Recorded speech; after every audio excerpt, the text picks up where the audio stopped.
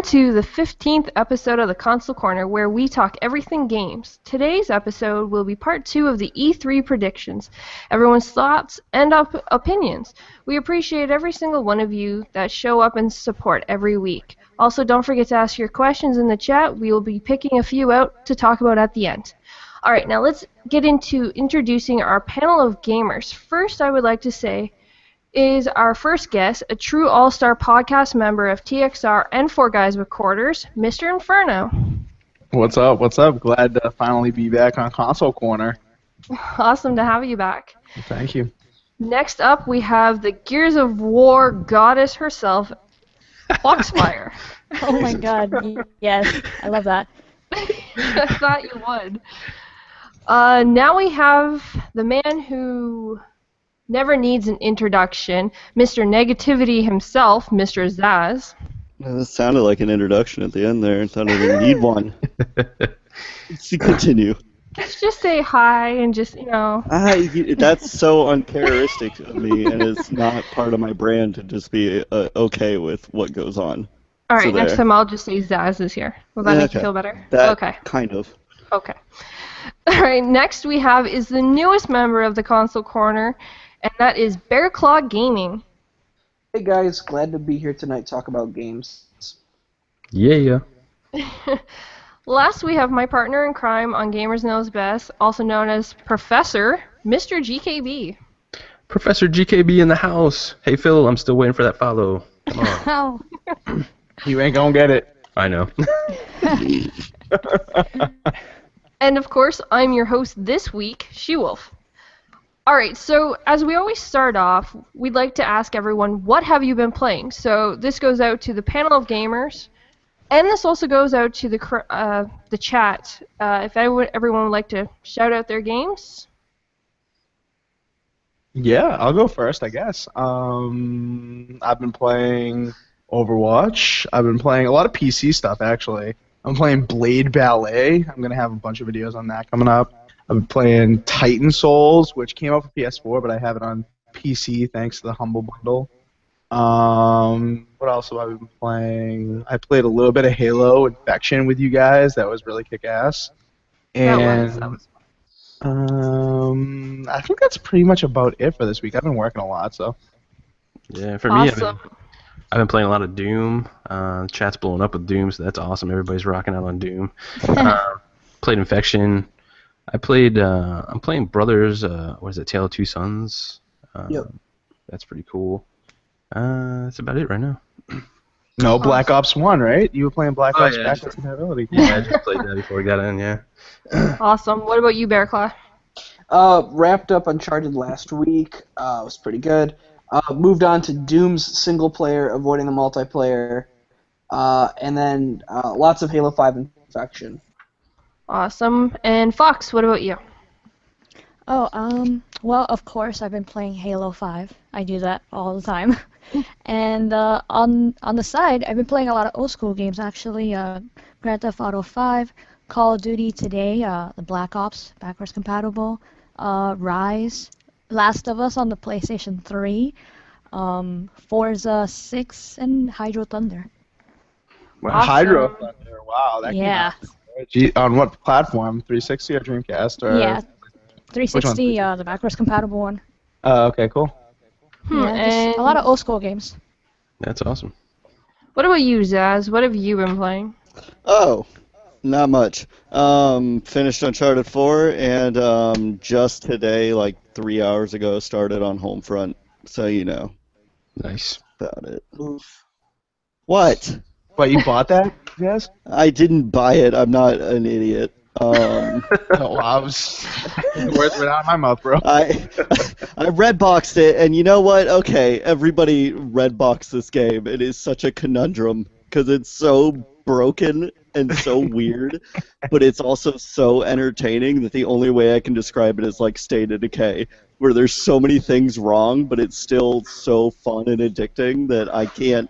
It's just it's a disappointment, but also amazing. I can't describe it. I was checking out some streams earlier, and the bugginess is just flat out hilarious. It's humorous. It's almost like a feature. I'm pretty sure. Yeah, like. Can I turn that feature off? A little bit.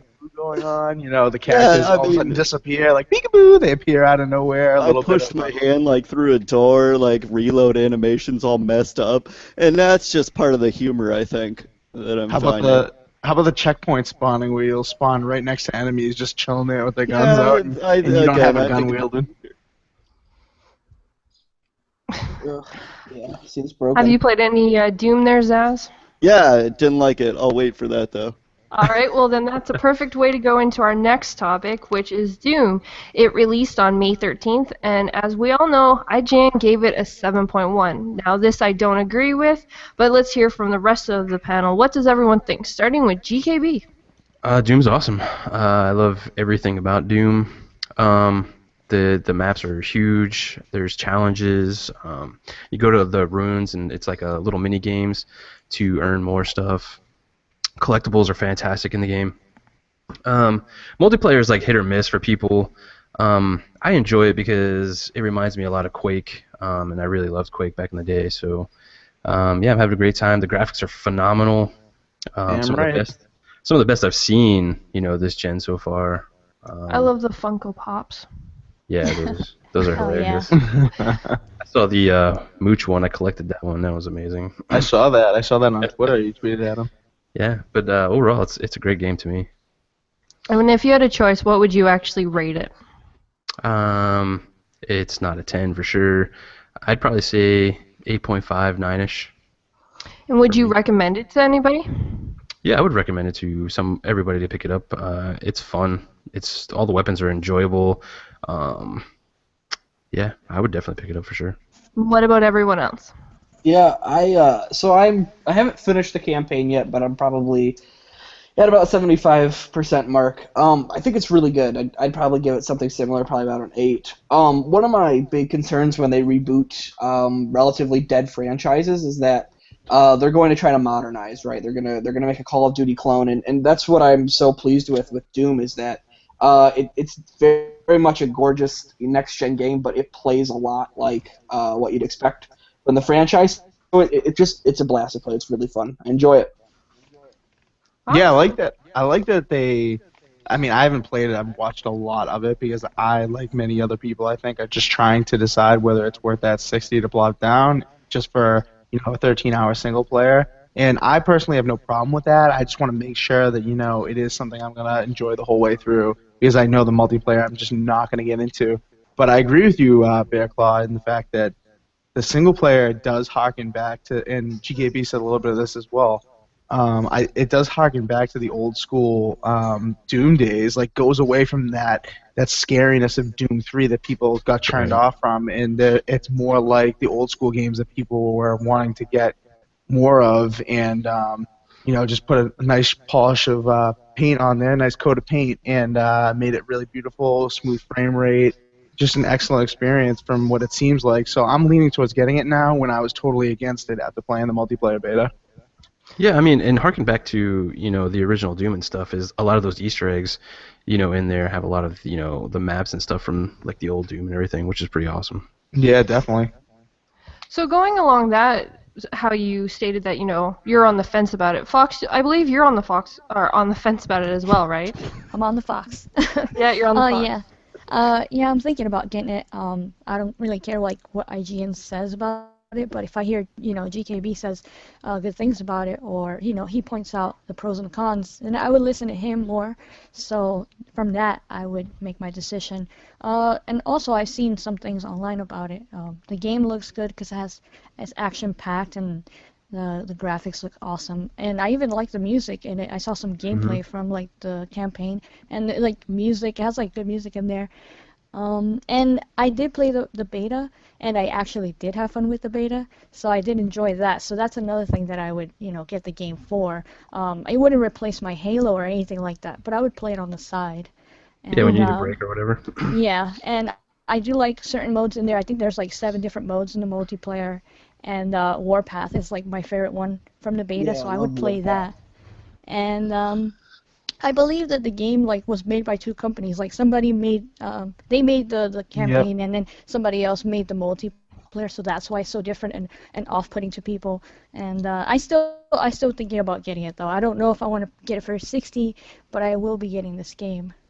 Awesome. So before we go into Zazz, who is actually completely opinionated on this game, I would just like to add in that I've played it and I've actually really enjoyed the graphics. I love how easily the game mechanics are in this game.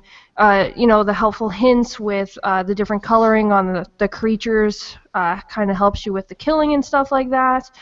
I also really enjoy the creativity that went into creating these monsters and how original most of them do look from other games.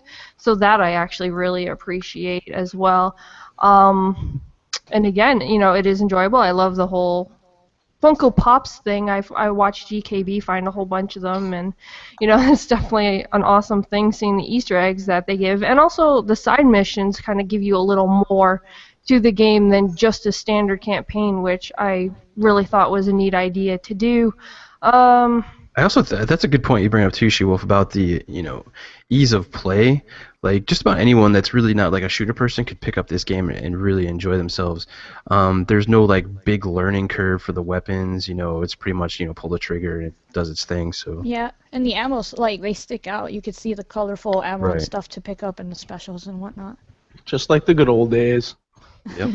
But it makes it easy, and that's what, for people who aren't, say, really good at these style of games, they can pick it up and try it out for the first time and be able to play this game without feeling like, oh, this is just too hard, I don't understand the mechanics, and, and that's something I really enjoyed about it. So, games, they can pick it up and try it out for the first time. Oh, I we're just heard myself. getting an echo. We're getting an echo I from heard Great that. Paul. Someone hit the another, YouTube. Another thing, I hear that the weapons in the multiplayer need balancing, so they still need to work on that. Oh my gosh, yes. Yeah, that's probably my biggest complaint is the balancing in the weapons. I really don't like multiplayers where they have a bunch of weapons and stuff and everybody only uses 2. I think that's just inherently broken for me. But. Or 1 in some of the yeah. I mean, I don't want to knock Gears for that because that does happen with the Nasher. Sorry, Fox. I know you're a huge Gears fan, but It's all good. Hey, And the you drop leave the shot Nasher alone. and every weapon that they come out with, because the game is broke as crap. Okay. Oh my I don't know God. if anyone also noticed when it came to the multiplayer, the leveling base was really unbalanced. Like, I started out at level 1 and I was put into matches with like level 15s and higher who had already like unlocked a lot of like the specialty guns, like the shotguns and stuff like that, and I just got dominated horribly. oh, I didn't notice that. Oh yeah, they gotta work on that. Yeah. What about Zazz? I want to hear Zazz's. Yeah, I was just going to go into that. Now we get to hear the opposite side of this opinion from Zazz. Yeah, okay. So, preface this by saying that I have not found anything inherently broken with the game, so I'm not going to say that it's like a piece of garbage.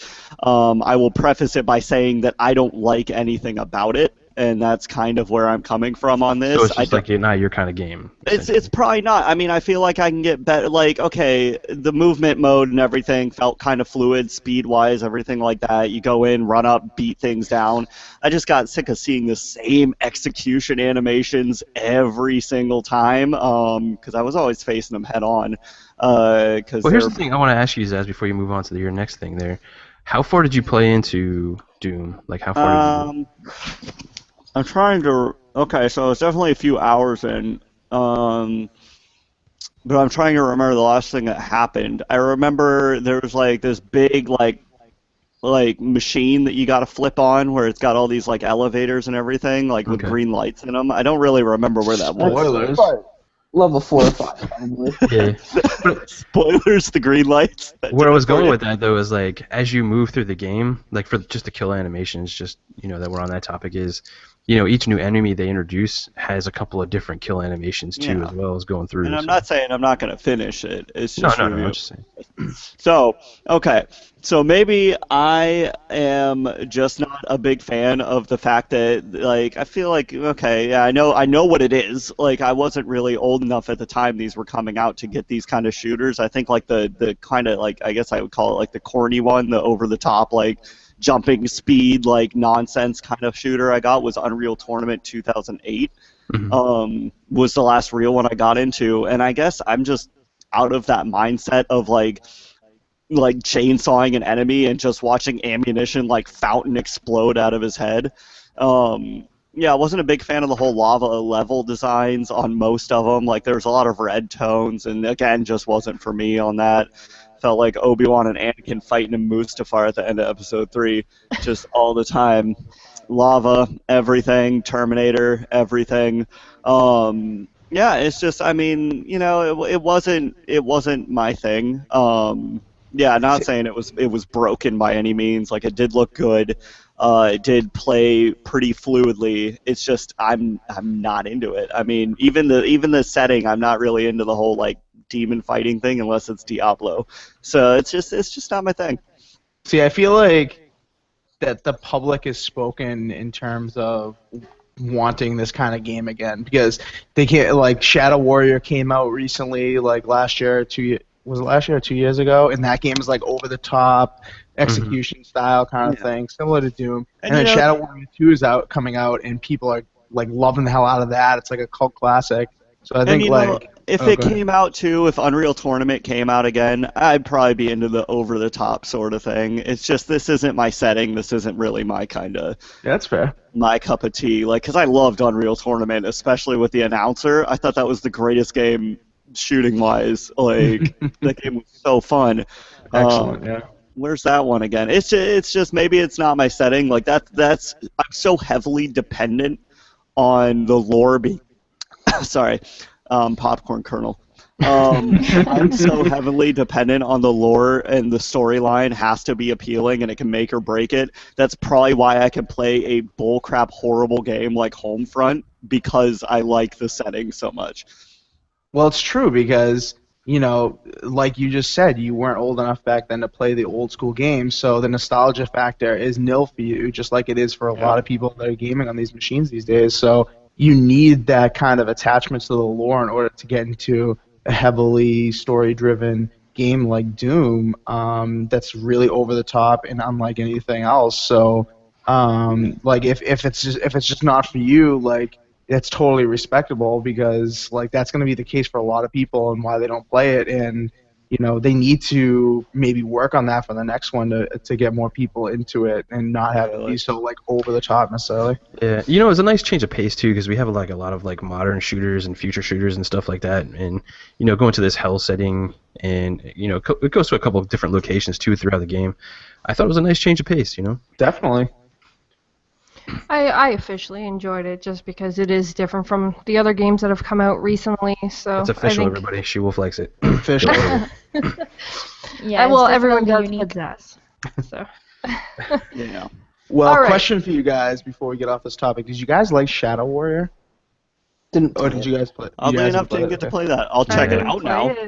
Yeah. Okay. I think it's like $5. I'm pretty sure. So I mean, if you like Doom, you'll probably like Shadow Warrior a good amount. So you should probably check it out. Yeah. Will too. So there is your quote for today, everybody. Check out Shadow Warrior. Alright, so I'm going to move on to the next topic. Now, this one I have not got to tell any of the guests about. So it's going to be, you know, a little bit of a surpriser, I guess. But Call of Duty was said to be boots on the ground when you were on Earth, of course. But now an article has come out and released that it is actually still going to be wall running and boosting. What are your thoughts on this, guys? Starting with Bear. Yeah, so like I feel like we've touched on this, so I'll just reiterate. Like, my criticism of Call of Duty is that Advanced Warfare, when they did it, I think it was fine, but I just can't play that every single time, and I think that, you know, whether it be through YouTube thumbs up or whatever, I think people have shown that boots on the ground gameplay is what they want this year, and I think the more people hear about, hey, the new Call of Duty is going to be bouncing off walls, I think the more people are going to migrate towards the Battlefield ones and other alternatives this fall. Just another nail in the coffin, essentially. Yeah, I agree. Like when I heard this, I was like, just, you know, oh man, this is crap. And then they go ahead and release, you know, backwards compat, you know, Black Ops 1 today. And there's this whole thing like, you know, with the movements and stuff, like we can't go backwards, we can't go back, you know, players are too used to the new movements.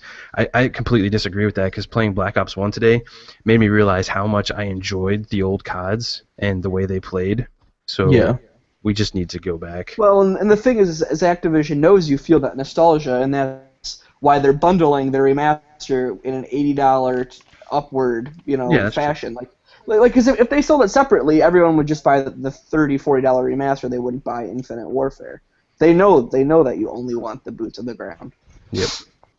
I concur. Yeah, definitely agree. So then, my next thing kind of goes to, they're bringing out, they released Black Ops today for backwards, and of course they're releasing the new game with Modern Warfare 4. Warfare 4. Let's see if I can say war today. And it really makes you wonder, are they really that deprived of this new game, and are they really not that secure with this game that they were actually releasing these old games to everybody now? Well, I think this game has obviously not just been in development since like Black Ops 3 released. This game's been in development for a little while, I'm sure. So like I think they saw the trend changing with like Titanfall, so they started working on this, and now like I feel like the Call of Duty multiplayer scene has changed so quickly to people wanting boots in the ground again after all of these kind of quote unquote failed experiments with Advanced Warfare and Black Ops that they kind of got caught and they were stuck in development almost, and that's why I think bundling Modern Warfare is actually a good idea for them, because it forces those sales of something that they probably got stuck with making and finishing because they were so far gone. Awesome. Yeah, I agree. That's totally what they were doing. Like, Activision's not stupid. They want to hit those nostalgia strings, so hey, let's give the new game with, Modern Warfare 4. Mm-hmm. What about you, Fox? What do you feel about this? Yeah, I feel like it's definitely smart of them to do what they're doing, but I'm not going to buy into it, so I'm not going to be getting Call of Duty Day 1. I'm really disappointed with where the game, like, where that franchise is anyway.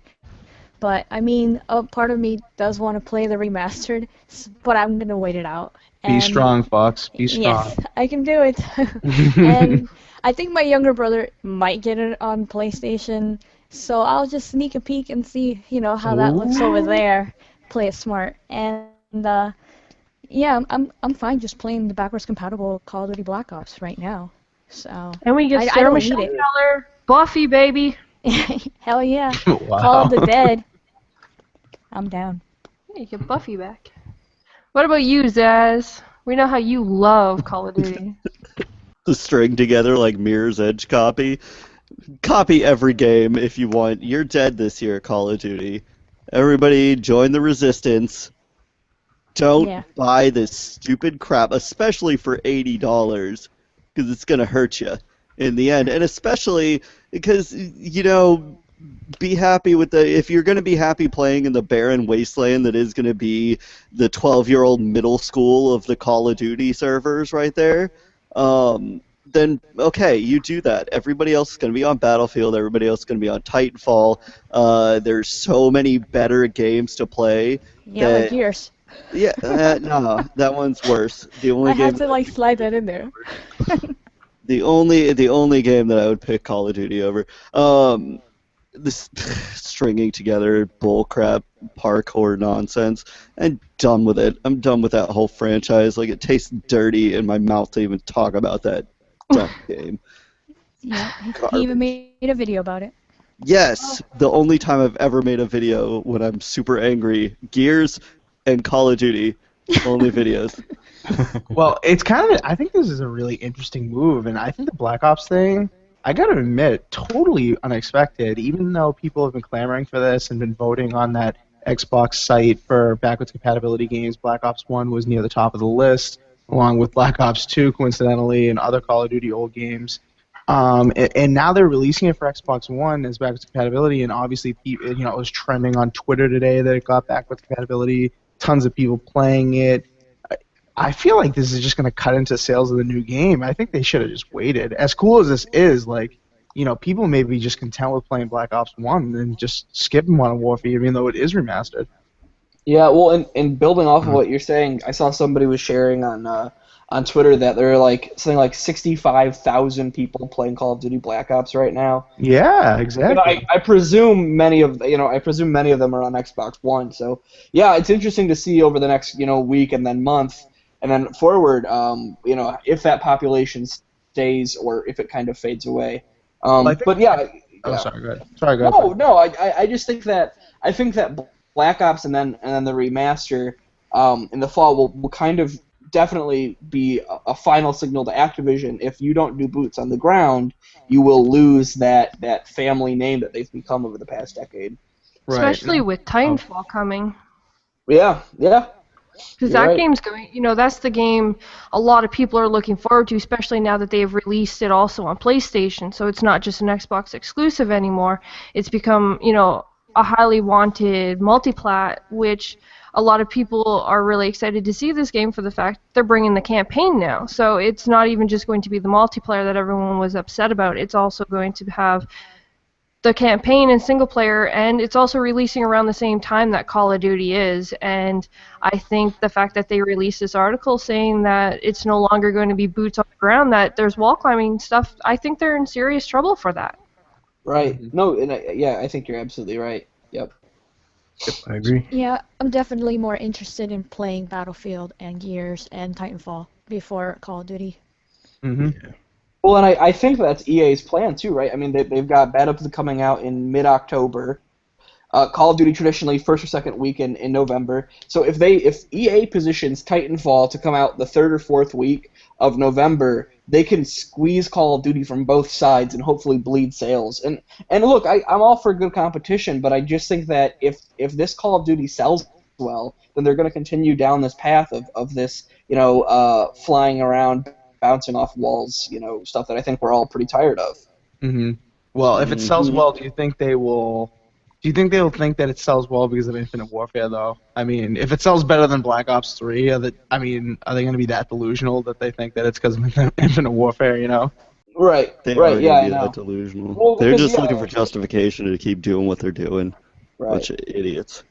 Right. Well, and what's going to stop them from next year bundling, World at War with the next release? You know what I mean? And The only thing that will stop them is no one buying it right now. Right. It's a very dangerous, slippery slope for sure. Resistance, everybody. Like classic tactics of silent protest against. Vote with your dollar. I mean, Yeah. I get that.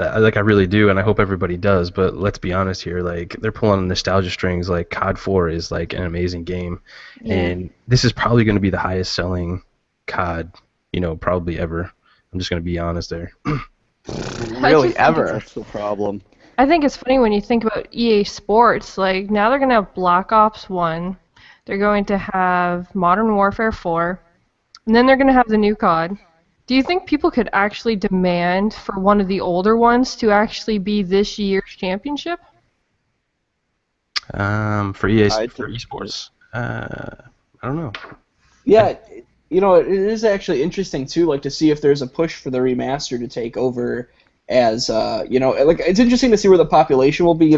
Call of Duty will sell really well in November, but it's interesting, like let's say March of 2017, will the population be bigger on the remaster or on Infinite Warfare? And what will that It's say gonna be for bigger on the remaster. esports? Yeah, No, well, no, no. I mean, when it comes to esports, man, they want to get the views and stuff. So I could see if everybody's on board with the Modern Warfare. I could definitely see them going with it for sure for views and everything. Especially when a lot of people are already looking down at this game to begin with because it's by the creators of Ghost. And we all know how well that one did. Like, you can buy it from GameStop, I think, for like $4. You can trade it in for $1. Mm-hmm. So, Yeah. Yeah, for sure. Yeah, I think they can definitely tell like where everybody's going to be. They can see when the servers are all lighting up in the remastered game. Yeah. Mm-hmm. Mm-hmm. Yep. We got next So- SheWolf. Awesome. All right. So now we'll get to the topic that, most people have probably been waiting to actually hear, and that is the E3 predictions and opinions. First, we are going to actually start off with Ubisoft. What do you guys expect to see on the keynotes? Just Starting Dance with 27 Inferno. Oh, sorry. I kind of went out of turn there, sort of. Okay. My fault. At least you're first, anyways. Yeah, there you go. So not really out of turn, but um, Just Dance 2017 with my boy Jason Derulo up on stage. What? I'm kidding. Um, the thing that I'm looking forward to most in the Ubisoft conference is that game For Honor that they showed, that medieval warfare game. Oh, I'm yeah. really looking to see some more of what the single player is, because they kind of haven't. They've confirmed that they're single player, but haven't really given any details. Maybe some gameplay of the single player. Maybe some more details about the multiplayer. We know that there's going to be 4v4 Dominion mode. It's going to have AI bots, but it's going to be 4v4 human players. Kind of like Domination a little bit. Hopefully we get like a launch date or a beta date, because I did sign up for that beta. You can still sign up for it if you go to Ubisoft's website. But they haven't said anything really about it since then, so I'm really looking for more information about that for sure. Yeah, I'd kind of go along with Inferno there. I think we're going to see a lot of For Honor. I think we're going to see some of the Ghost Recon, probably a lot more of that gameplay. I always hold out hope that I'm going to see a Splinter Cell eventually, but I don't know. That's Please, please, that would be amazing. Yeah, I've been they saying might just end about the every show with that podcast. one. I would just. That would be a zinger. Yeah, I think so. So here's the thing, guys. So I don't know if you guys follow it, but being as I write about it almost every day, one of the things I wrote about last week was Ubisoft had their conference call with shareholders and stuff last week, and they talked about Watch Dogs 2 being the biggest game they're pushing this year. So because we've seen literally nothing from that game, except they actually did a guy who did oh god, what's it called? Motion capture leaked a picture of the supposed character a couple weeks ago, but I think that's what they're going to show a lot of.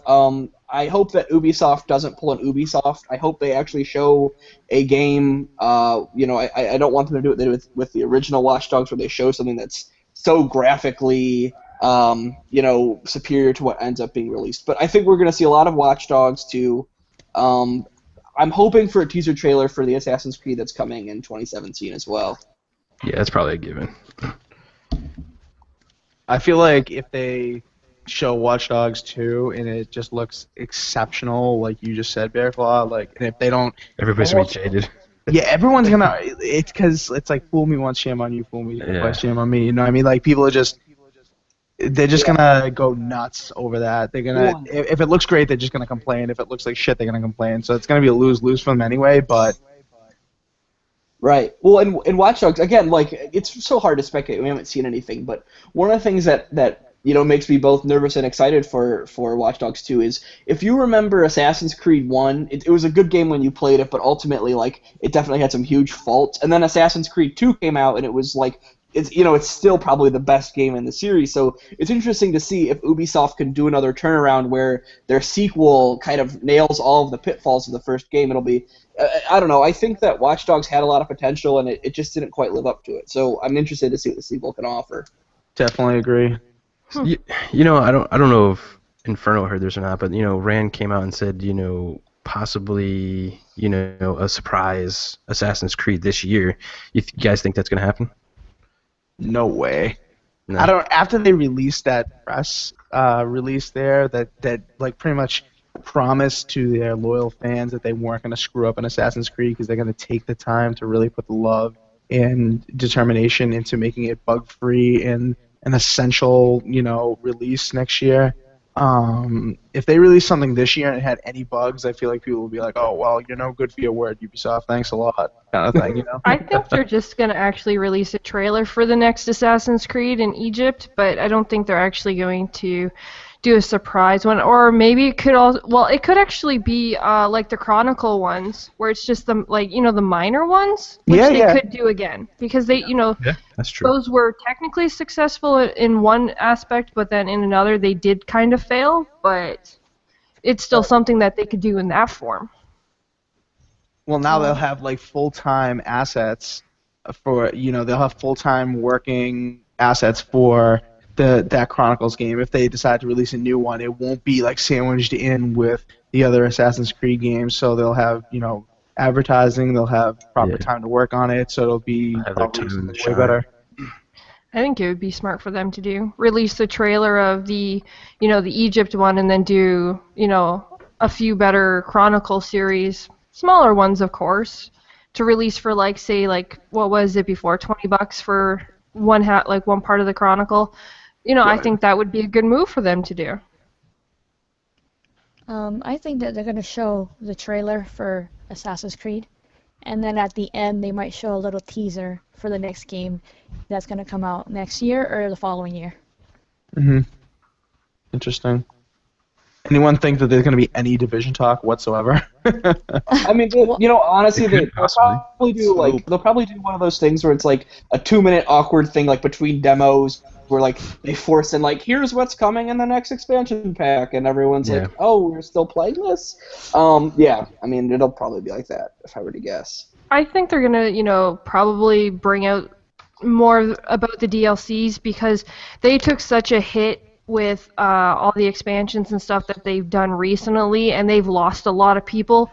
So I could see them actually show teasers of the next DLCs coming up to actually try to pull people back in to actually want to go and play this game and buy the season pass and whatnot. Yeah, I think it's a good stage for them to come out and being like, hey, we messed up on a couple things. Here's what we got for you. We're fixing it. We're working on it. I think that's definitely possible, GKB, because they've been so honest lately. Yeah. Or they seem so honest in their Assassin's Creed press release that I referenced earlier about how they know that they screwed up on Unity and that's unacceptable for their fans to have to experience such shit like that. Well, I wasn't paraphrasing, but I think you're right. I think maybe they're taking a turn in terms of tone, and that they will be almost apologetic about Division at E3. Yeah, for sure. Yeah, they really need to do that. I would like to see something to get me back into that game and not feel like I had wasted $100 on it. So, 100, hey, wow.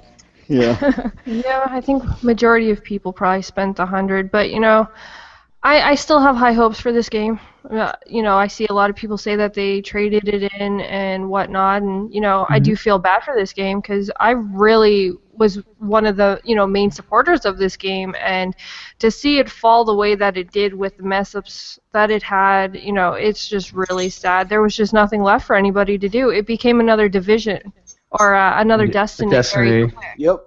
Where you played for about 2 weeks and then you had to wait for the expansion. But hopefully the DLCs, like I said, they'll show something intriguing at at their conference where they'll try to actually pull people back in, or who knows, maybe give us something free that is like a big wow factor as well.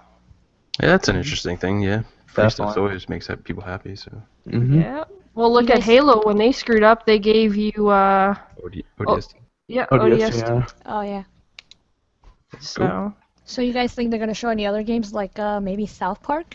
Let's hope South Oh, Park. well, that's supposed to be there, isn't it? That's because in they showed development, it I think. last year. Yeah, isn't Fractured Butthole coming out this year? I think that's the release date. Yeah.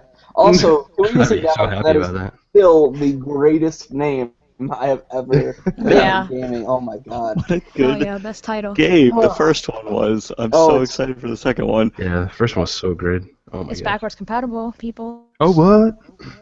Yeah. Yeah, I completely agree. What about you, Zazz? What do you want to see for Ubisoft? Actually, the most thing I want to see is Wildlands, but I'm also super excited for For Honor. I really liked Watch Dogs 1, actually. I did. I liked the concept of it. The execution wasn't as good, but it was still playable. Wasn't the worst thing in the world. I oddly enough do want an Assassin's Creed teaser. I mean, not a release date anywhere near. Just show me that you're working hard on something. Just show me that. That's all I need is... And in actuality, did everybody get through Syndicate at all? Not me. Not you? It was fine. It was better than Unity. Well, I don't know whether to, if any... I mean, it's been so long, and I don't want to spoiler alert it, but there was, a secret mission in that game that I hope becomes a full game, because it was so much better than the rest of Syndicate, and I don't want to spoil it. Is it fair enough for everybody that I spoil it? No, don't spoil it. I'm still playing 3 Syndicate. So. You didn't get to the secret? Dang it, you. Word. You know I'm playing like 5 games at once. Come on. Who cares? Get through it just to that mission and then quit. You don't need to see anything after that. Stop. That's All it. right, let's go. All right, well then, let's move on to the next topic for the E3 conferences, and that is Sony. What are whoa, you? what? Yeah, Sony. So, what are we? Wait, we're talking Sony? That's like a thing on this show? Wow. I'm here, yes. Wow. So guys, I've been hearing these rumors about Sony that they may be releasing some sort of new console or some shit. No, okay, well, Yeah, we I are heard that. officially not going into this. We I are going know, to I'm kidding, start I'm off with Zazz and what he wants to see game-wise. No, this is actually like, because I was honestly, after last E3, all of the conferences kind of left a sour taste in my mouth. Oddly enough, all of them except for Ubisoft's. That was the only one I was happy with or content with. So they have a really big opportunity here to like not do their whole like sparse what's it called year that I had to go through. Their what was the word? Never mind, it doesn't matter. Use the word sparse. You're right. No, well, it was for the stockholders basically. It was just like a stock year. I don't want to see that this year. I want to see at least like a 10-minute demo of Horizon and where they're at. I want them to prove that that game is still going on and still doing well. I know I'm going to lose some people, but Persona 5, I would love to see a full tech demo of. I was in love with Persona 4. Such a good game. It's such a niche market here, though, that I would be surprised if we got more than a minute of it. I mean, it's got some cult status, but it's like nothing really big. But you know, if there's 2 ways that they can absolutely drop a bombshell and like just like get away, because you know they're going to mention some hardware stuff. They have to. Both of these conferences have to mention something, at least hardware in some capacity. Let's keep it to like 15 minutes. But if they want to drop some bombs, do Last of Us 2 or announce something Crash Bandicoot related. And you got the bombs, you got the killer right there. Because right now I'm like wondering, like, okay, you show Last Guardian, you show Horizon, you can't show Uncharted. So that was like that was the big one. That's kind of why I'm wondering from Microsoft, like, okay, you got to show Gears because you don't have Halo to show anymore. Well, Halo Wars, I guess. But, you know, that's what I'm kind of wondering. I'm just dying to see new stuff as opposed to anything hardware related. I don't want them to talk about PlayStation View at all. But Zazz, like, with a new console and VR coming out, man, like 15 minutes would be. They're gonna show the Neo, and then they're gonna be like, with the Neo, you can run all these VR games. Yeah, and you know, Especially using God of War supposed to be coming out on the VR. Yeah, something like that. If like, and I hate the fact that like I have to constantly remind myself like there are businesses, big businesses, behind like both of these companies. Like Microsoft and Sony are not just PlayStation and Xbox, like which I wish they were. So we know it's, and I hate to think that way, but it's like okay, like talk Neo so we can sell 4K TVs. Like that's just nature of the beast, and I hate it, and I hate everything about business and gaming, but you know, it's the way it is. So if they go game heavy, stay away from the indie stuff as much, unless it's like good looking indies, I'll be okay. But I'm so jaded with E3 now because I'm so worried that what I'm gonna see, like, I'm never gonna hear from again. It's kind of where I'm at the current like state. Well, are you excited to like hear about Horizon? Because I was reading that they've actually tried. Well, I don't know if they can officially say they confirmed it, but it was definitely along the lines of that it was actually going to release this year.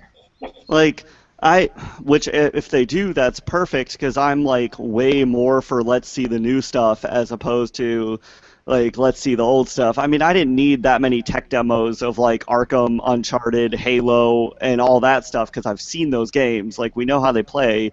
Don't gotta see 30 minutes of it. I want to see Horizon. I want to see No Man's Sky. I want to see Scalebound, and I want to see Recore. Like that's where you get me. Like that's the only way you're getting me. You got to show me something new. So if they keep showing me stuff that's new IPs, I'm going to be more than happy. But if I see some same old bullcrap from any conference, I'm not going to be happy at all. Yeah. Well, and I think, okay, so I've made a small list of my expectations here. I think that we'll probably get I think Zazz can even agree with me on this one. I think that Shenmue 3 Kickstarter will make another debut, except this time with an update. I think that's probably obvious. On the game, I still expect a 2017 release at the earliest. I think that we'll see some Horizon, but I think that we're going to see that game delayed. I just think that at this point we usually see more from a game if it's going to be out in the next 5 or 6 months. As we talked about, I think that Neo and VR will probably take the center of it. I think there will be a lot of hardware talk, for better or worse, and I think they'll say, maybe even show like, hey, this is what Uncharted 4 will look like running on a Neo, and they'll maybe do some updated graphics with that. Yeah. Well, we got to for take better that, or don't we? worse. Yeah, for better or worse. PlayStation always does a pretty good job. For better or worse, I actually don't mind it. They do a good job showing a lot of indies. I think they showed Firewatch last year, and I liked that. No Man's Sky, we've already talked about that. I think they'll probably show that with PlayStation VR. And then I know it's another topic we're going to touch on in a little bit, but I think that we'll see some Square Enix stuff. Probably some Final Fantasy on the PlayStation stage. They've had a relationship in the past, and I expect that going forward. How much Call of Duty do you think we're going to get? Oh yeah, I forgot about good that. amount. I forgot. Yeah, they're going to That's- show us a campaign mission that we don't care about. Yeah, I really hate marketing deals, and I actually wrote a joke for it, but I'm not going to worry about it now. Okay. Yeah, I Well, think. Oh, go ahead, Fox. Sorry. Okay, thanks. Besides Call of Duty, I think they're gonna show Destiny, the next expansion as well. Actually. Is it an expansion, or are is we it not? number 2? Are we still not to 2 yet, or are we at another expansion? I think we may be to 2, to be honest with you. Because in no, honesty, no, not Well, yet. that was supposed to release in September, but then it got delayed to supposed to be spring of 2017. So Yeah. I could actually see Destiny 2. I mean, Yeah, I trailer. feel weird about that though, because like Destiny 2, I am like legitimately excited for, and I have no idea why. I feel Yeah, it feels like a problem, like an actual issue that hurts my soul. That I'm like, oh, I want to see it so bad, like knowing full well that I'm gonna be disappointed. Well, it's kind of like all the games today, we're excited for Titanfall 2. We're more excited for these sequels because they've actually given us full games with sequels than they do with the originals, and I think that's why you possibly could be excited for it, Destiny because, hurt us hey, so bad. maybe they'll... I don't know. I think there's just that attachment to Destiny because you put so much time and effort into that game. So Like, I am Yeah, I absolutely played- giddy for Battlefront 2 to see footage of it, and I don't know why I've been hurt. that's just a conundrum for me, honestly. Well, yeah, you know what? Maybe it's not, though. Maybe they'll learn. They probably won't, but every time But here's the thing, though. Like, why can't they just take those new episodes or whatever, make a DLC, charge $30 for it, and then just give it to us for the Because Battlefield? the Disney overlords won't Yeah. allow it. And I want to see story. If I see story mode, I'll be happy. But I have it in the back of my head that I'm going to be hurt again. Like, this is the disappointment factor where I know it's just going to be like, it's my excitement, that every E3, my excitement is way, way up here. And then when I get the final product, I'm like, I shouldn't have been so excited for that. This is life, and that's why I hate everything.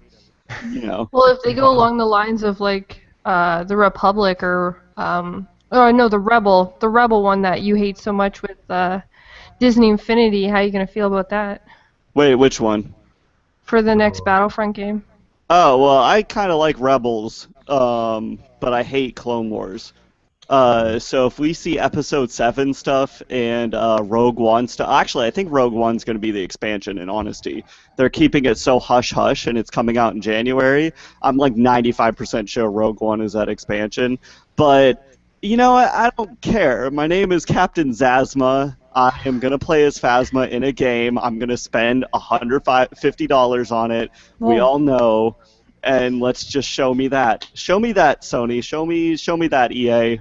Take my money again, walk off, and leave me feeling unsatisfied and hurt as always. Honestly, like, what I want to see on Sony is, I want to see the Neo and how they're going to explain that, to the gamers, and how they're going to keep from segregating the player base and, making this all work. Because this is going to be a pretty interesting topic on both sides, honestly, because if Xbox does the upgrade, Sony's doing it now, in mid-gen, how is this going to affect us as gamers? That's what I'm really interested in seeing. Yeah, but I don't think they're gonna risk doing that at E3 because, you only get a certain amount of time, and I feel like that's gonna have to be its own event because they're gonna have to come up with some clever way and explain it very clearly and thoroughly, like how multiplayer games are not gonna be segregated in quality. Yeah, I agree with that. I think that they're gonna put that off to the side separately because everybody's always asking for games in E3. So they're gonna focus on, Final Fantasy, like you guys said, some indie games, obviously games for the VR, and show you how that hardware works instead of focusing on another system. And like we said, they're gonna show Call of Duty and Destiny. I really think they're gonna show God of War teaser though. Yeah, Yeah, I definitely. agree. Yeah, And I on the agree. side, I think they might even show some Gran Turismo or Kingdom Hearts or something like that as well. Yeah, Gran Ooh, Turismo for I sure. don't think they're gonna show Kingdom Hearts though. As far as I know, nobody has marketing rights towards Kingdom Hearts 3. Yeah, Well, maybe. and they've already. I'm pretty sure in the Square Enix earnings report they said that Kingdom Hearts 3 is definitely not coming before April 2017. Like it's not even on the roadmap before that, so I'm not sure. Ouch. wow. I know a lot of hearts are gonna be broken. Well, it will be on the floor though, a demo or some sort They'll have a because playable demo? hmm? They'll have a playable demo? Something like that. There's an article about Kingdom Hearts 3, and it will be at E3. I just don't know like exactly how. But Well, I it know is. that. Oh, sorry, go Square ahead, Fox. I was just saying that Square Enix is gonna be there, so they might have it, but not like in the PlayStation or the Xbox area. Yeah. I was gonna say hopefully it's not like what they do with Final Fantasy, and they're like, this is how the gameplay is gonna be, but here's a screwed up weird story that no one cares about. I hope not. Oh my god. Like that platinum demo or whatever. That was Okay. terrible. I I don't would have know. preferred for them to actually cut a piece of when he was actually an adult running around with his friends than the child, and it just was awkward. Mhm. Wait, are we still on the Kingdom Hearts? What if they put Star Wars and Marvel in that too, because they own it now? That'd be cool. That That's a would be possibility. interesting, I'd be for that. especially with Disney Infinity closing down. I have to wonder what kind of crowd we're attracting here. I'm getting more hate for talking crap about the Clone Wars than I did about bashing Gears of War. That's what happens, bro. Prequel movies. I have the biggest group of prequel fans in the world that I can't talk about it. What is going on? I'm so confused. You're losing points over there. I don't get it. Like, Negative $1 million. GKB, Attack of the Clones, good movie. Attack of the Clones? I mean, I think all movies, I could find something good about them. So Shut yeah. up. He's trying not to get the hate. He doesn't want your hate. That's Honestly, okay. like, okay, so like if we're gonna get into Star Wars here for a second, We're gonna get into it. Like Darth Maul, okay, awesome. some of the Qui-Gon, best like awesome. lightsaber fights are in the prequels, man. So Yeah, no, there's that. Like, there's good stuff about those movies. I'm But, not gonna like, hate on them. Jango Fett, okay, cool, but he gets killed in the dumbest way possible. Like Episode 3, cool, but there's so many stupid things in it that are illogical that I just can't. I can't do it. Like there's so, no. And I wasn't even talking about that either. I was talking about the cartoons where they bring in this stupid little alien girl that retcons their entire So movie. back to E3. Yeah. Different Yeah. podcast. Everybody's coming into that one too. This whole group. Saz, you gotta make a video about this. I'm going Yeah, to for right real. now. Yeah, actually. we'll see. Rant video. All right, so my next question to everyone is going to be, someone actually brought this up last week on the Microsoft question. What would you actually be disappointed to see on stage for the Sony conference? Dreams. Oh, I'm Sony. kidding. I don't know. More of that zombie taxi. Oh. Yeah, that was bad. No more Kickstarters. That's a cop out. Yeah, I don't know. Probably that's about it for me. For me, it'd be like they've showed enough VR. They've showed enough games. VR is an experience. You can't really show it on stage. So if they spend any more than like 2 minutes on it, I'll probably be disappointed, honestly. I think they're gonna do so. I think that. Oh, I'm sorry. I didn't mean to jump in there. You can go no, on. you're fine. I was just gonna go on to Inferno or Zazz, so you are fine. Go ahead. I think that just because they're launching VR, I think that, I think you'll be disappointed. I think they're going to spend probably half of the show talking about it because they're trying to sell you $350 hardware, for better or worse. That is I very agree with you. true. Mm-hmm. And especially they're putting a lot on the VR as well, especially when they've come out and said they have a good chunk of their games going on this. And if not really wanting to talk much about Neo, of course, but if this is built more towards supporting the VR, they're definitely going to have to actually show quite a bit of it and try to draw people in to actually want to buy this, especially with Oculus Rift already releasing. And then you have HoloLens, which a lot of people are starting to lean more towards because it doesn't have all the cords. And, there's definitely a lot that Sony's going to have to put towards effort to selling the VR. So I think there's going to be a good chunk of it there at least. I think, I'll change my statement again. I kind of along the lines with Zazz, and it's rare that I actually agree with Zazz, but I don't want to see like a ton of hardware shown at E3. I just want to see games. I want to see what's coming out. I want to see all kinds of cool stuff that we get to play. That's all I want. What about you, Inferno? Just in general, I think I don't want to see stuff that is a lot of stuff on things that have been released or things that will be announced in events prior to E3. So, for instance, like somebody mentioned Gran Turismo, I think it may have been Fox, mentioned Gran Turismo Sport. So they are going to unveil that in like 2 days in some event in London, like this huge event in London. So if they come out at E3 and spend like 10 minutes on it out of like the hour and a half or however long they have, then I think that's going to be a waste. Like things like that, focusing on games that are already out. If they talk about like Black Ops 3 DLC coming first to PlayStation, like the last couple DLC packs come to play, like that's going to be a waste of time. Just show us some new stuff. Yeah, I agree.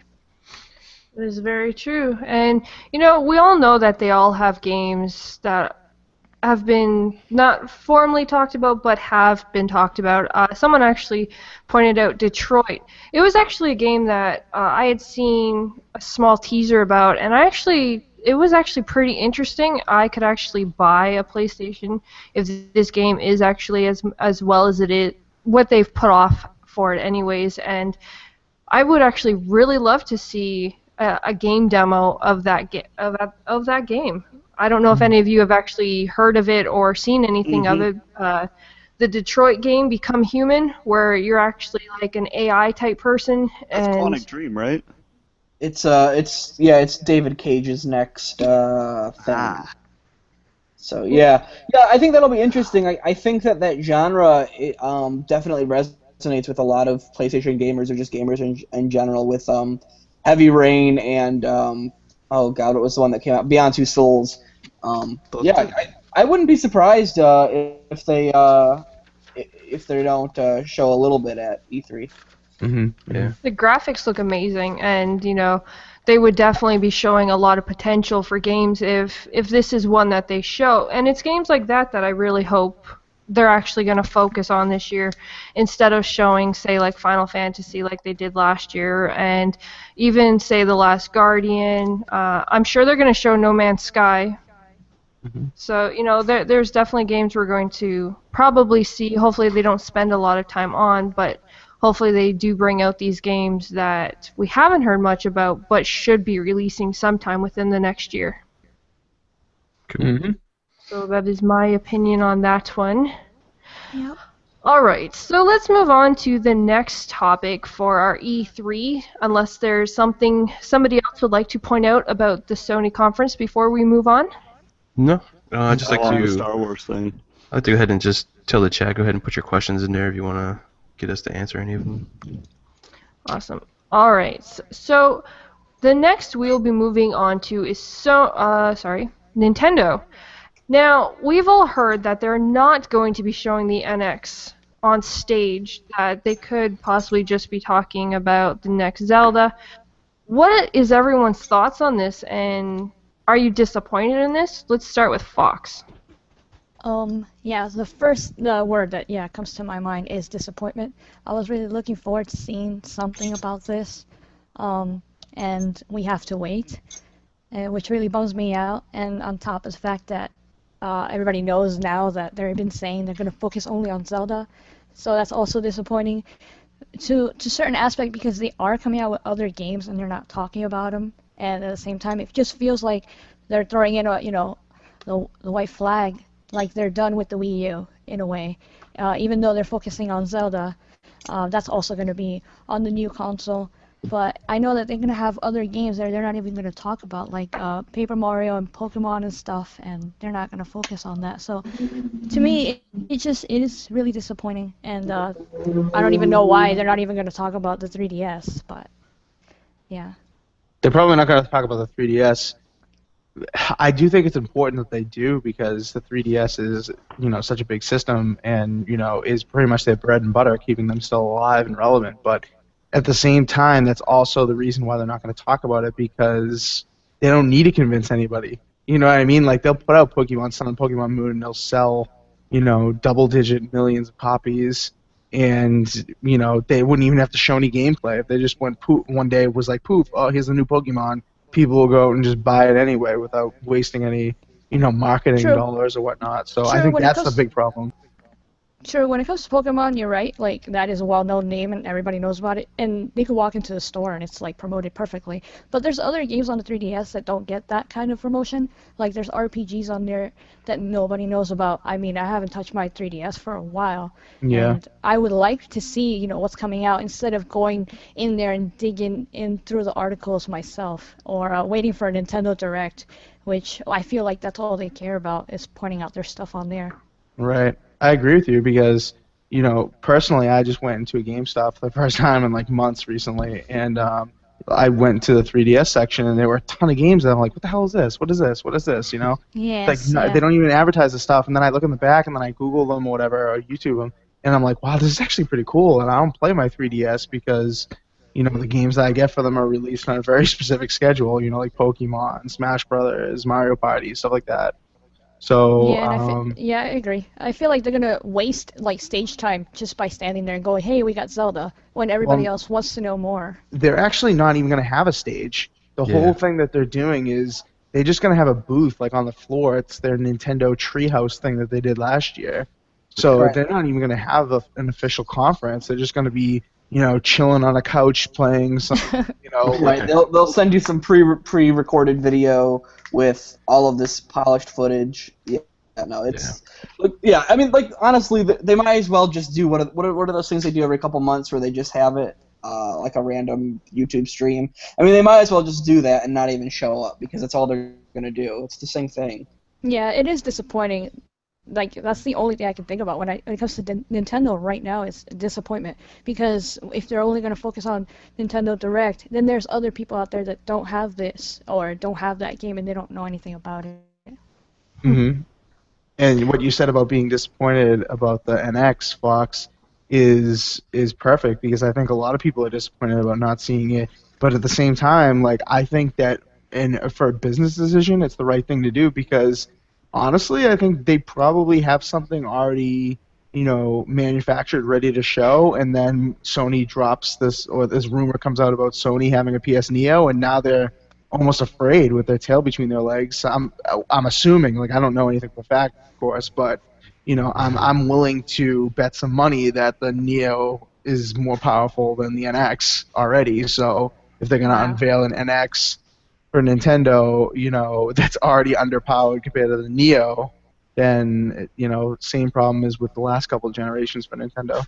Well, we also heard, the NX is supposed to actually release in March 2017, which in that time frame, whatout having E3, they could actually do, like, say, a show focused directly only on them and show the NX and, whatever games they may be bringing, or they could be waiting for Gamescom as well, because, that's a big one over on the other side of the planet there, overseas. So they could possibly be waiting for a different show instead of releasing it at E3.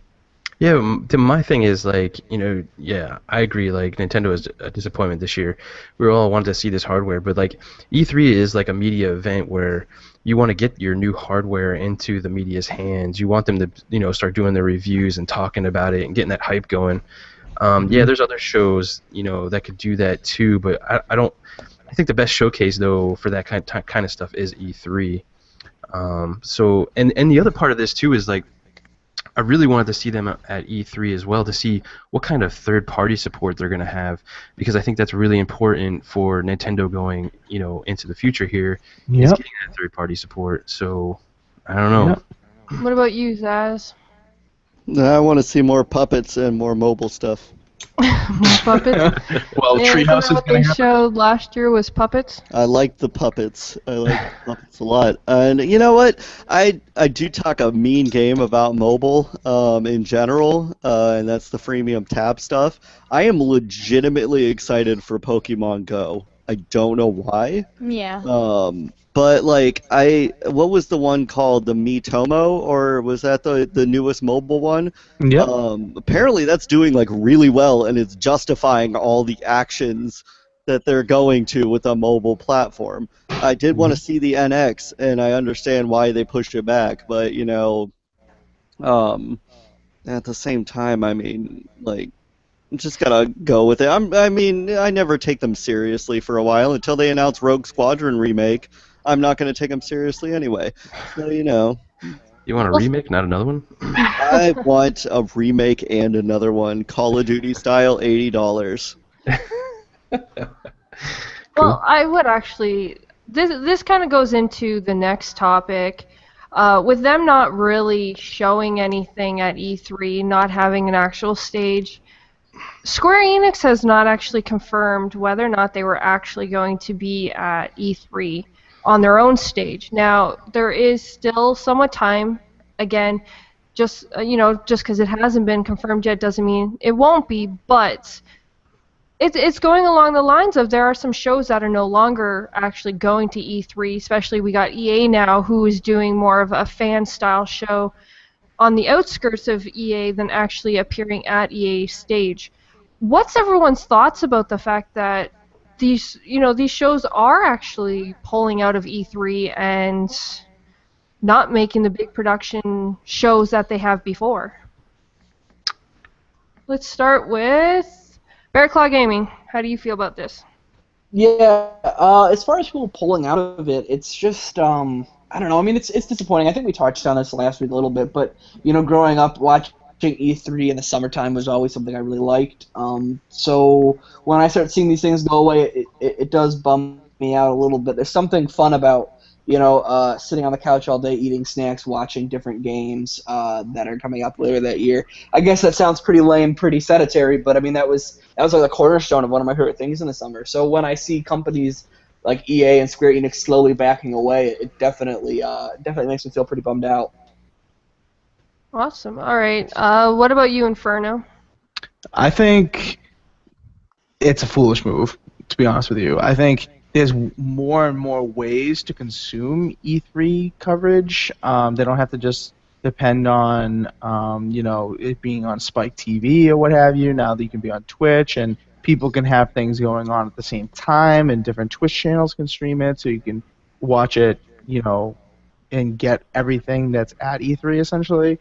And also, this is the perfect time in the year to kind of get that buzz going, like GKB was saying about E3 being positioned properly compared to like Gamescom and stuff. The games coming out later this year, you want ample time to create a buzz for them, and I feel like people like Nintendo waiting to show their NX later, they're just wasting the amount of time that buzz can be created and people can be talking about it and whatever. So. Well, so then here's a question for you. You had told us before the show that you had actually just got approved to be able to attend the EA show.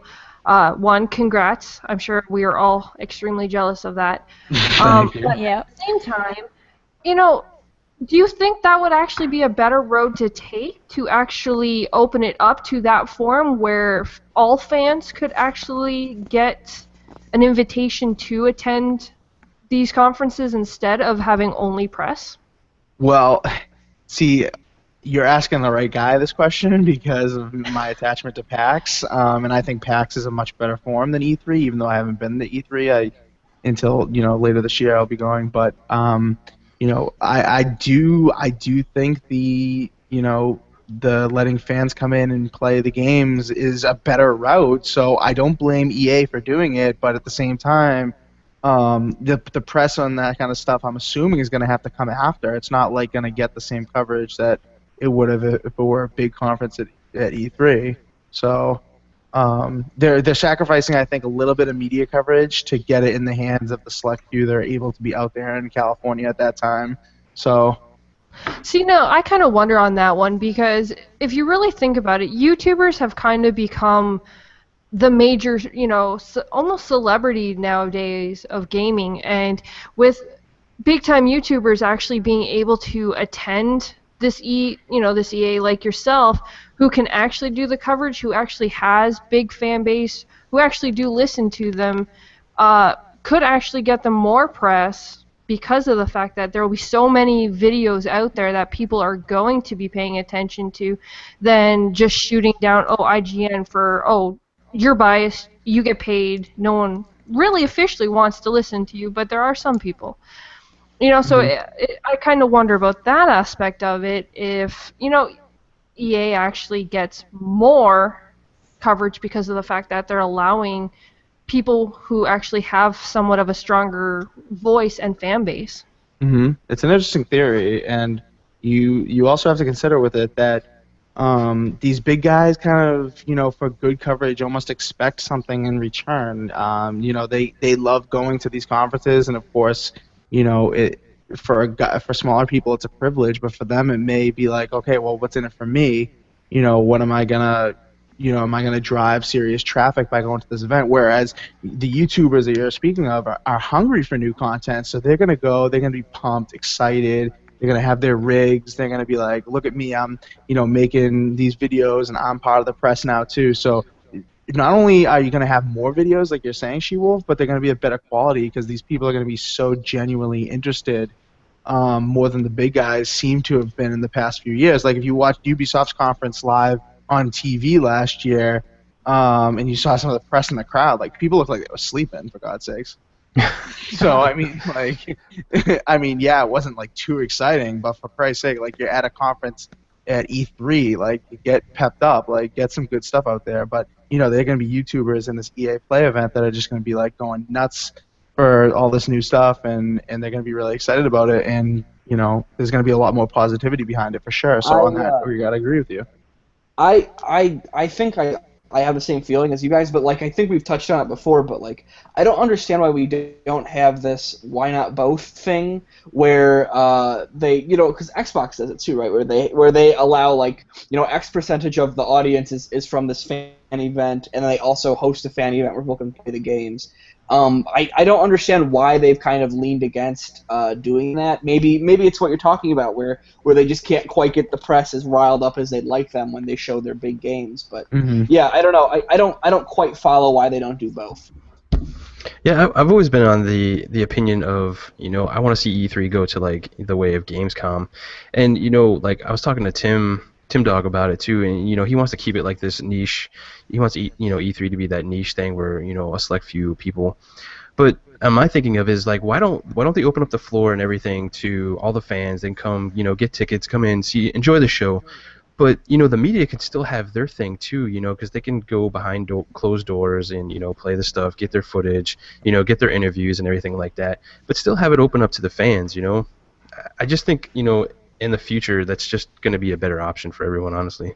Yeah, and that's how PAX works too. Like if you go to these booths at PAX, a lot of the bigger games have sections for media, and it's separated completely. You get dedicated access to one of the developers. They give you a run through of the game, and it's completely separate from all the regular attendees on the floor. And of course, not all the indie games that are at PAX actually get that kind of room to do so. But with these bigger games that are at E3, like they're definitely gonna have room to do something like that. So you could definitely hit the best of both worlds, like you're saying, GKB, 100%.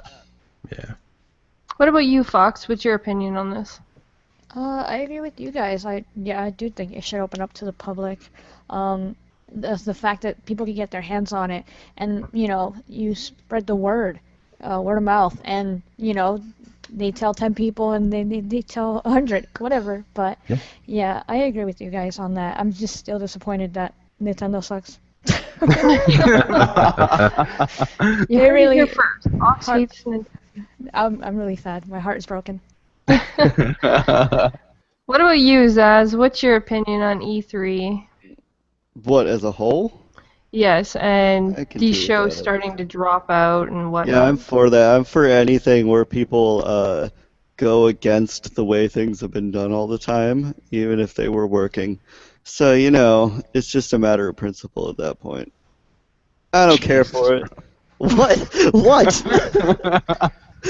That's not indicative of exactly something I would say. That is. Point out to where it wouldn't be correct. E3 is just not my thing anymore. I'm not a fan. I really liked, because that was like right when we did Four Guys with Quarters, right? The way they did the Battlefield release. I liked that a lot more. That was cool. That was cool. That was cool. My whole thing about it is, if you want to give certain media like IGN and Giant Bomb and any of these guys, if you really want to give them certain things, then have closed door conference type things. But when you do these big shows, like for instance how Microsoft does their Fan Fest, they actually get a lot more press from, like I said, the YouTubers and stuff like that, and you also get the cosplayers. And a lot of people should kind of realize that cosplayers and stuff like that go to Gamescom actually make a very big impression on these games as well, because let's face it, I'm sure a lot of you guys know that I think her name is Jessica Neal or something. She's a big cosplayer, and you got Yaya Hans and stuff like that. They're huge cosplayers who actually show off these games as well, and they have a huge fan base, which then people buy the games because they see them dressed as them and whatnot like that. So there's so much more media out there other than just these gaming sites that think they know all, and that's why I think that they should open E3 more to the fan base than just the social media, because I think and I 24/7 mishap as the prime example for that. Still not salty about that. If anybody doesn't know about the VG 24/7 Uncharted mix-up, please look it up. And then look at what the people that they hire and call themselves diehard fans are. Look that up, Google it. It's what it's there for. Sharing my anger. All right, Zazz. Well, that's for another show. So let's get into some questions from the fans. Let's do it. Has anybody seen anything? Oh, Poison just threw one out. Do you guys think you'll be playing games in the near far future? Near to far. Near to far future. Yeah, I'll be playing games later on tonight and probably next week as well. So. I don't think that's what she meant, but. Okay. Well, I don't know. That's how I read it. I don't know what you meant, Ivy. Sorry. Yeah, I think I'll definitely be playing games for the foreseeable future. I don't know, if we go into the whole streaming thing, that kind of might break it for me, but who knows? I really am attached to my console and physical discs and all that kind of stuff and collecting things and stuff. So yeah, I don't know. I will definitely be gaming in the future because it's my world away from reality.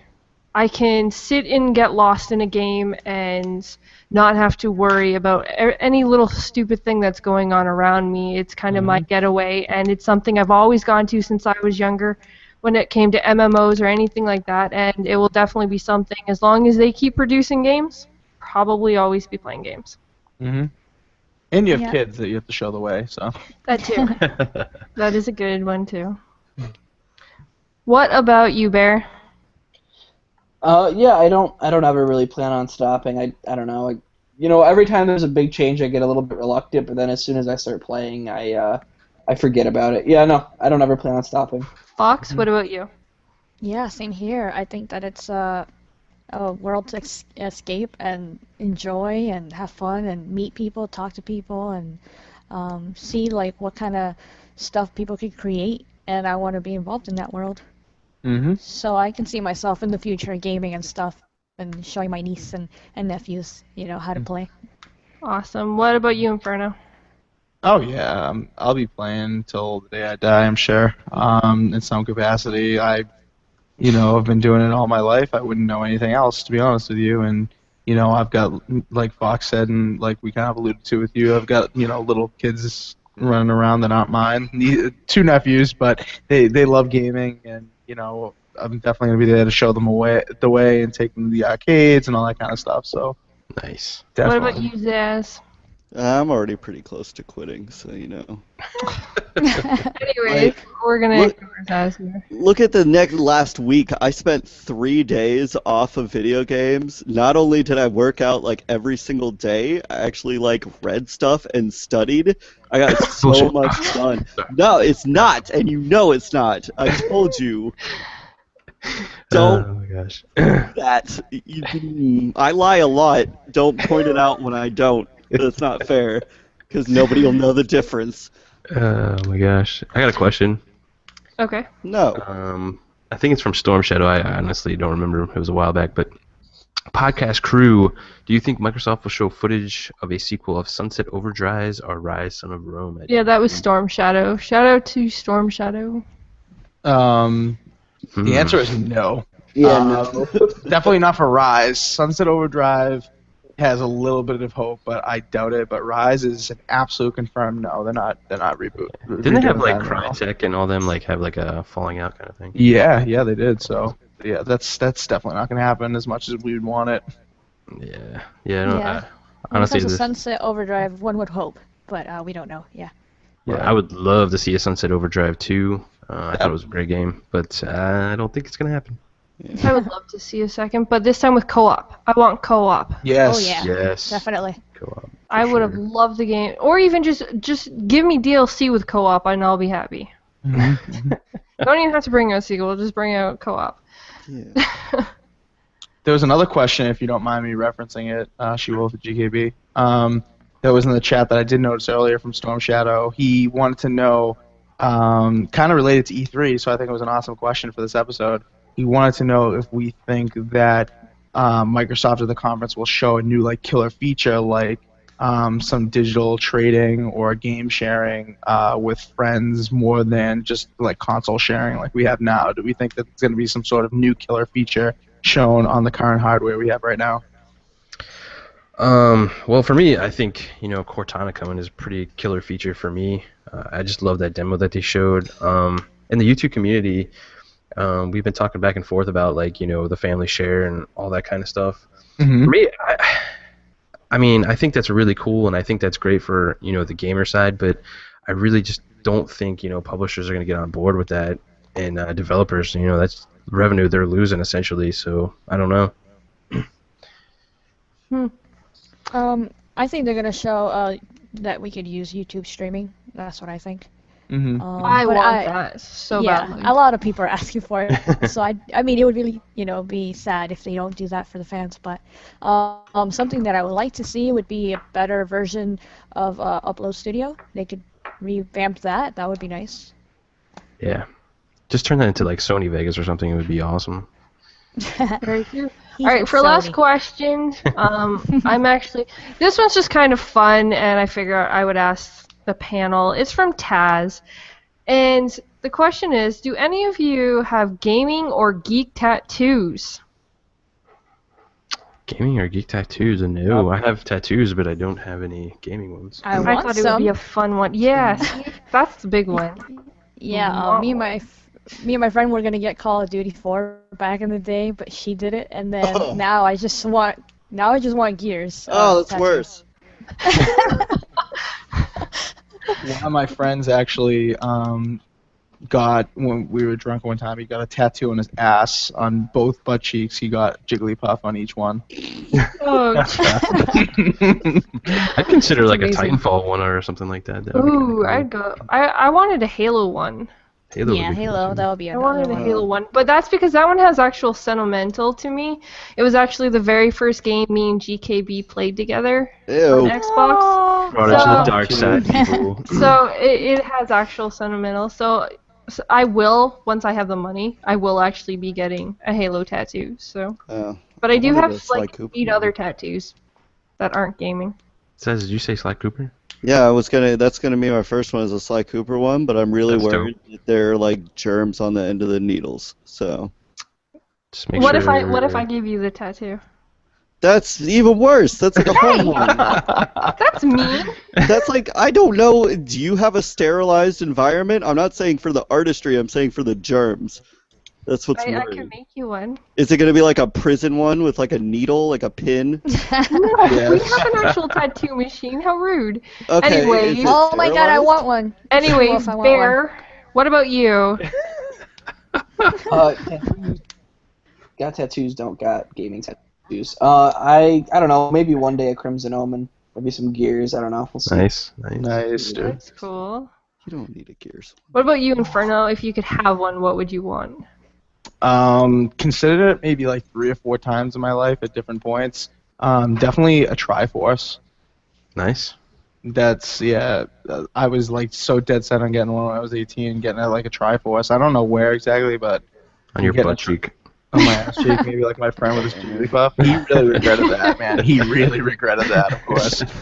I bet that is just hilarious. But I thought that would be a fun little question. Here's a question from Predator, real quick. Yeah. What game was your biggest disappointment this year? Gears 4 beta. That does not even count. It does. I just made it count. There you No. go. No, I Just don't accept it. 2016 Yeah, I guess just this year. Division. Yeah, Division. Interesting. I don't know about Division. Though. I don't know. We've had more Okay. betas than games. Yeah, like just the Yeah, first that's true. of 2016. Like I don't really know what all we have to choose from. And I'm not meaning that to sound rude to anybody, but in all reality, we've had at least, what, 12 betas now? Since this year started? I have no idea. Right. A lot. I We've just had a really can't lot, think of what came and- out. Well, I mean, if we're counting games that I didn't really play a lot of, I can say that because I played a lot of Division. So, I mean, did I play a lot of every game that's come out? No. But, I mean, there are games that I was really stoked for that I just didn't get because of how terribly bad they were, like Street Fighter V. Was really stoked for that, and then that was such a dumpster fire that I was so disappointed in it, but I didn't play a lot of it, so. Yeah. Hmm. Mine's just been like, I've been burned on a lot of indies that I thought were going to be really good and had a lot of potential, but then just fell really short. So, Oxenfree. I really That was can't horrible. think of just this year I though. hated the end I of love that. Oxenfree. I think Really? I do I too. mean, the ending wasn't great. With the The ending end. wasn't great, but I mean, like, I don't know. I think a game is more than like, I don't know. It's more of some of it. It's the end sucked, but everything else in it was so good. I loved the backstory. I can't get into it. Obviously, it's too new, but I don't know. I really liked that game. Soda Drinker Pro, there you go. I haven't actually Yeah. played that, but apparently that's a very, very disappointing game. Oh, I wish I could give you my copy. No, I I'm agree. okay. I agree with somebody in the chat. They said Battleborn. I agree with that. Battleborn, yeah. Yeah, Oh, Battleborn, Really for sure. bad game this year too. I was never looking forward to that though, so that didn't hit me that hard. I wanted Right. to play Ratchet and Clank, and I have. That was game's a good, one. though. Yeah, I'm that gonna game's get really it good. soon. We'll see. Well, let me know, because I might buy a I know. PlayStation just to play it. I would say tuned then. I like Ratchet and Clank. I love those games on the PlayStation 3 and stuff. So Yeah, if they it's- would just it's reboot excellent. Sly Cooper like that, then I would be set. There you go. Or Jack and Dexter, for that matter. Jack and Dexter, Crash Bandicoot, any of those. There's so many good like old franchises just sitting right there that you could do. Yeah. Crimson Skies. all right. So we are going to end it here. I I would like to say thank you to everybody who was in the chat talking it up. You guys are all amazing, and it's always fun to see the comments that you guys have. And of course, you guys always keep it very well associated and polite, and we just really appreciate all of you. I would like to send a shout out to Jay Williams for all the great graphics that you guys see here on the Gamers Knows Best YouTube channel, from our banner to our thumbnails to even our logos, our avatars. So I would just like to say check him out, follow him. You want to look as good as everybody?